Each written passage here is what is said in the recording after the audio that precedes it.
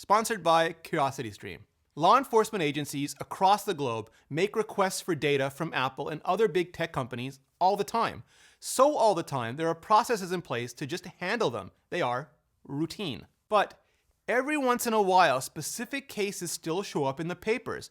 They're the most sensational, horrible, heartbreaking, flag-waving cases, and the papers lap them up. Few if any questions asked, and the people who then read the stories get all riled up. Which is, I think, the entire point of getting those stories into those papers to begin with. I'm Rene Ritchie, and this is Vector.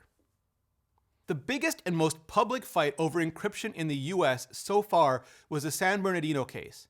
This channel didn't exist back then, but I covered the story extensively online, including sitting in on innumerable calls and reading endless reams of legal statements and filings. And the TLDR is that the United States Federal Bureau of Investigation, the FBI, wanted Apple to not just hand over whatever data they might have on the suspects. No, the FBI wanted Apple to create a version of iOS that would allow authorities to circumvent the hardware encryption on any iPhone at any time.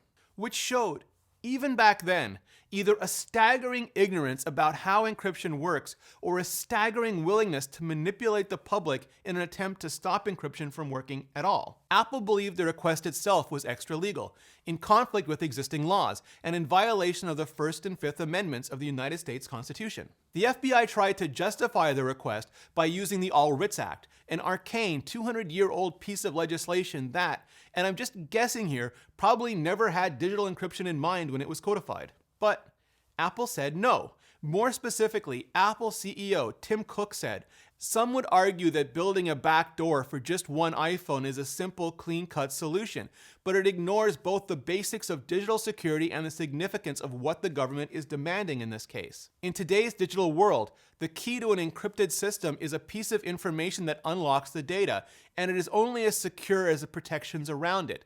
Once the information is known or a way to bypass the code is revealed, the encryption can be defeated by anyone with that knowledge." The government suggests this tool could only be used once, on one phone, but that's simply not true. Once created, the technique could be used over and over again, on any number of devices. In the physical world, it would be the equivalent of a master key, capable of opening hundreds of millions of locks, from restaurants and banks to stores and homes. No reasonable person would find that acceptable. Ultimately, in the San Bernardino case, the FBI and Justice Department eventually gave up and, reportedly, paid a third-party vendor to hack the iPhone for them. It removed the immediate pressure on Apple, but it also removed the danger of the FBI action being ruled undue or illegal by the courts, and that precedent being set. Flash forward to this week, and now the papers are being fed a similar story, this time about the FBI's need to get into the phones in the recent attacks in Pensacola. From the Washington Post, reporting on a letter sent to Apple by the FBI's general counsel. The FBI, out of an abundance of caution, has secured court authorization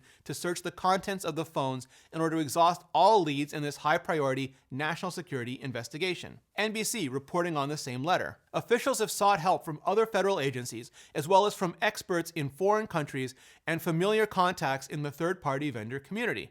And ultimately, investigators are actively engaging in efforts to guess the relevant passcodes, but so far have been unsuccessful. In response to the letter, Apple said, "We have the greatest respect for law enforcement and have always worked cooperatively to help in their investigations. When the FBI requested information from us relating to this case a month ago, we gave them all of the data in our possession, and we will continue to support them with the data we have available." Which, of course, Apple has no way to break into modern iPhones. They're not like nation states and gray market vendors. They don't stockpile zero-day exploits to use on their own customers. Anytime they find a zero-day, they push out patches for them as fast as possible, because any of them could be used or discovered or disclosed by other people at any time. And then, yeah, there are the worst kinds of headlines and repercussions of all. And the FBI knows this. They know it, which is where the papers come in. Because, again, they don't want to get into one phone. They want the ability to get into any phone. The courts of public opinion can be a much better vehicle for that than the courts of law. Because the papers can be used to make it look like Apple is standing up for the rights of criminals, rather than standing up for all of our rights. What would you want them to do if it was your family, is the question that inevitably gets asked again and again, each and every time, as though the answer would ever be anything other than everything, even things that would be absolutely criminal in their own right. So what's critical is to step back and really look at what's being asked for here. No more secrets. The ability to get into not just a single criminal's phone, but everybody's phone, yours and mine. And the ability for not just the FBI to get into it, but everybody, foreign agencies and criminals alike. Substitute the FBI for, say, Russian or Chinese intelligence, or one of the myriad of countries where dissidents, journalists, everyday citizens have nowhere nearly the rights, freedoms, or protections under the law. Hell, any border crossing or even traffic stop, any place in the world where suddenly the contents of every private photo and message, medical and financial record are suddenly at risk. Tim Cook said in a recent interview that China had never asked Apple to compromise iOS security, but the US had. Luckily, in the US, a system still exists to push back against those types of requests. But what happens when and if China does, especially if they're emboldened by America and the FBI? Based on recent history, it'll be nowhere nearly as easy for Apple to push back. Worse, what happens when the back door falls into the hands of organized crime and terrorists and lone hackers and criminals? Government agencies have proven woefully incapable of containing dangerous technologies. Information abhors a vacuum, and from the NSA spy programs to the worms created to wage cyber warfare in other countries, we're all still dealing from the devastating consequences of the government repeatedly failing to keep exactly those kinds of secrets secret. A master key into every one of the billion-plus iOS devices out in the world, who'd ever pick one up again? It's the nature of law enforcement to overreach, to want our every fingerprint on file, all of our DNA on record, from conception, and one day to want trackers and monitors implanted into all of our bodies. And they have a clear and understandable point of view for doing so. Their goal isn't to protect our privacy, it's to protect our safety. But we have to be able and willing to push back against that overreach. It's the duty of all of us to say clearly and with unyielding certainty, no. Because the precedents we set now will echo throughout the next few decades. I've already done a whole video about the right to remain private. I'll link it below, but I'll also TLDW it now. Our phones enhance our most timely memories. They store our most private data. They sense everything about us and our surroundings.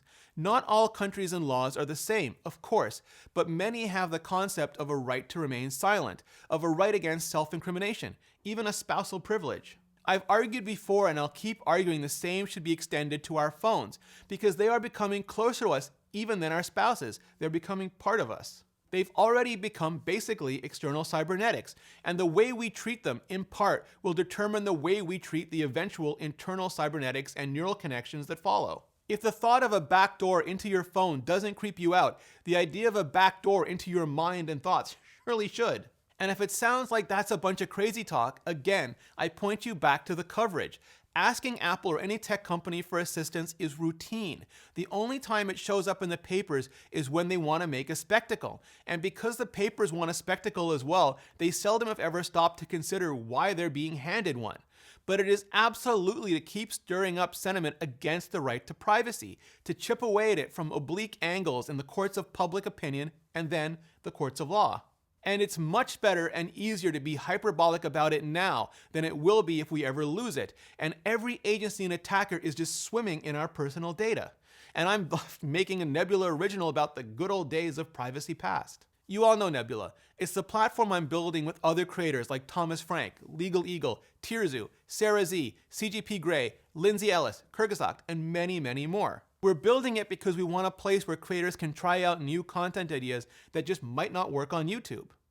Or simply for people who don't want to watch on YouTube. And because it now comes bundled with CuriosityStream, which is just $19.99 a year, you also get access to thousands of documentaries, including Digits, where Vince Cerf, Steve Case, and Ed Snowden discuss exactly these kinds of issues. By signing up, you won't just be helping me out, but the entire educational community, as we work together to build a place where we can create exactly the kind of content you really want us to create. Just go to curiositystream.com/vector for unlimited access to the world's top documentaries and nonfiction series, and now Nebula as well, and enter the promo code VECTOR to start your membership completely free for the first 31 days. Thanks CuriosityStream, and thanks to all of you for supporting the show. The right to privacy isn't something you'll see discussed in many tech videos, but it's something that I think is fundamentally important to our future as a civilization. Now, I want to know what you think. So hit like if you do, hit subscribe if you haven't already, and ring that little bell gizmo so YouTube will actually tell you when new videos go live, and then hit up the comments and let me know what you think. Apple, FBI, or is there somewhere in between? Thanks for watching. See you next video.